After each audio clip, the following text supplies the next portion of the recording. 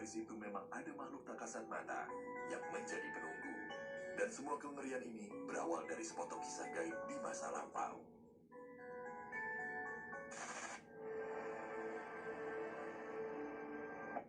Kisah, pada saat awal pembuatan jembatan, pemerintah Belanda sudah diingatkan tetua kampung untuk melakukan ritual sebelum memulai pekerjaan. Hal itu didasari kepercayaan kepada legenda kalau dasar sungai Citanduy didiami sepasang ular siluman bernama Nyai Oda dan Aki Bohang. Sayangnya, laku lampah sebagai tanda meminta izin kepada penguasa wilayah tak diindahkan.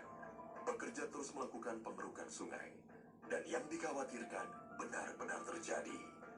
Baru saja memulai pemasangan pondasi, tiba-tiba air sungai meluap dan menggenangi semua bagian. Peristiwa ini mengejutkan karena saat itu tak ada hujan dan sedang musim kemarau. Kejadian di luar nalar itu membuat Belanda keder juga. Mereka meminta sesepuh desa bernama Sukasna untuk melakukan mediasi dengan makhluk siluman tersebut. Siluman ular itu memang benar, dan itu tidak katanya konon legenda ya, tetapi kadang dia menampakkan diri gitu loh. Jadi orang mau nggak percaya kalau dinampaki, bagaimana? Mau cerita bagaimana? Ini nyata gitu loh. Jadi makanya ini menjadi buah bibir dari mulut ke mulut. Untuk istilah panggilan itu bermacam-macam di situ ya.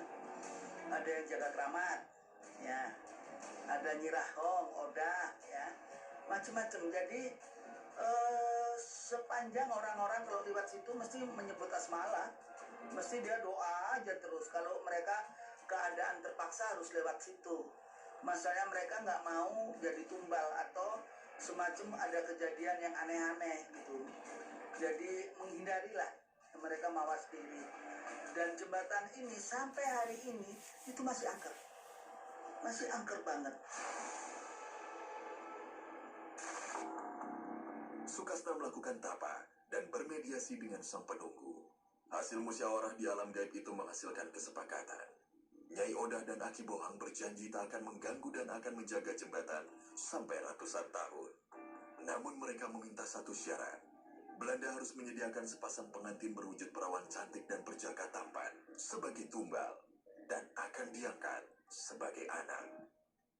Yang menguasai ini adalah jembatan adalah ketika waktu pemerintahan Belanda. Mungkin kesini karena mungkin mereka tidak dipegang oleh Indonesia, makanya bisa dimanfaatkan.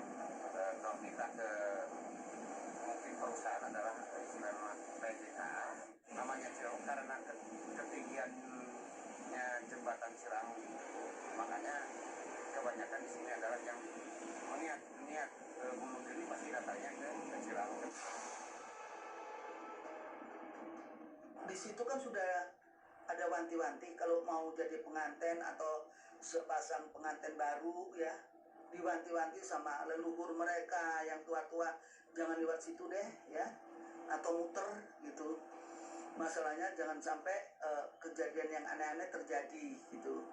Nah, kalau sudah tidak menemukan, biasanya ada orang bunuh diri ya, ada yang satu angkot langsung ambrol, macam-macam. Apalagi perempatan yang dekat rel kereta api itu gawat banget. Masalahnya apa? Orang nyebrang bisa kayak nggak dengar kalau ada kereta. Tahu-tahu kelindas saja. Meski tak masuk akal, Belanda menyanggupi. Dan kebetulan saja pada saat itu ada sepasang pengantin yang baru selesai melangsungkan pernikahan.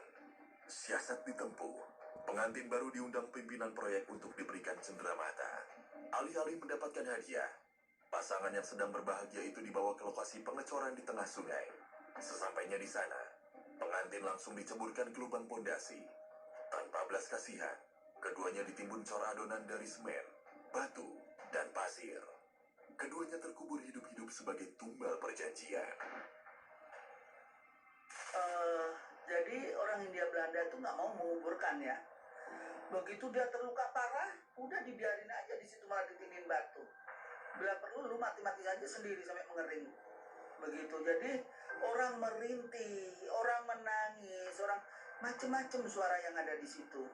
Karena kesadisan daripada Hindia Belanda sendiri, membiarkan orang yang terkapar, orang yang lagi kesakitan, orang yang lagi berintih, dan itu suara-suara itu sampai hari ini masih sering terdengar.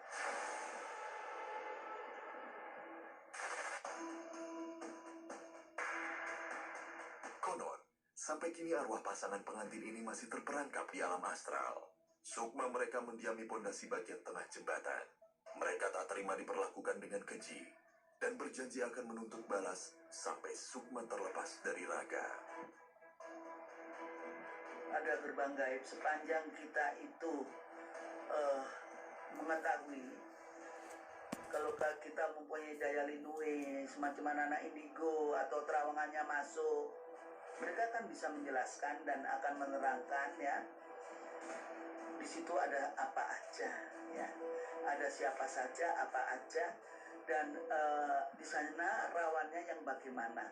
Di situ orang-orang tahu-tahu kepengen aja terjun ya, jadi tanpa nalar, kayak orang itu terhipnotis.